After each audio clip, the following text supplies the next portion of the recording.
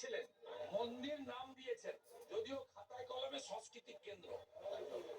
শ্রী জগন্নাথ দেবকে প্রতিষ্ঠা করেছেন একজন পুরী থেকে রাজেশ বাবু বলে কাকে ডেকে এনেছেন অর্থের বিনিময়ে। আর রাহুল যাদব টিকি রাখলে সবাই ইস্কন হয় না, সবাই শ্রীলা প্রভুপদর শিষ্য হয় না। ওনার নাম রাহুল যাদব, রাধারমণের নাম। ওটাকে নিয়ে গেছে, প্রথমে উপর থেকে পড়লো আবিদ নস্কর, ঠাকুর প্রতিষ্ঠা করছো। সেখানে সনাতনীর বাইরে লোককে ব্যবহার করলে কি হয়? প্রথমটা পড়লো বারুইপুরের পিজিতে ভর্তি।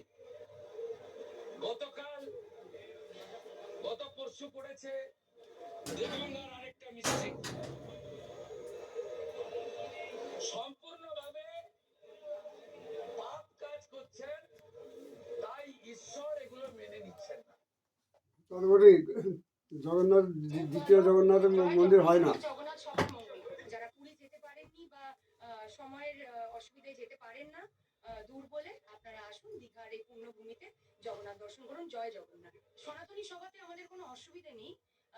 গিভেন আ চয়েস, তারাও যারা নিজেদের হিন্দু হিন্দু বলে ক্লেম করেন, তারা প্রকৃত হিন্দু কিনা আমাদের সন্দেহ আছে, কারণ তারা সিলেক্টিভলি হিন্দুত্বতে বিশ্বাসী। যদি প্রকৃত হিন্দু হন তাহলে আজকের এই গর্বের দিনে তাদেরও আমাদের আনন্দের সাথে সামিল হওয়া উচিত। জয় জগন্নাথ বলা উচিত, সব রাজনৈতিক মতভেদ ছেড়ে। বাংলায় দেখে মনে হচ্ছে আর আমাদের কোনো কাজ টাজ নেই, আমরা যদি এই করি, মন্দির কোথায় হবে, সনাতনী কোথায় হবে, সাম্প্রদায়িক বিভাজন কোথায় হবে, পুলিশের গুলি কোথায় চলবে। আরে পরিযায়ী শ্রমিকরা বাইরে আপিত্তেস করতে দেখার কেউ নেই। পশ্চিমবঙ্গের মুখ্যমন্ত্রী মমতা ব্যানার্জি সরকারি টাকায় মহোৎসব করছেন। পশ্চিমবঙ্গের মানুষের অর্থে ট্যাক্সের টাকায় আপনি মন্দির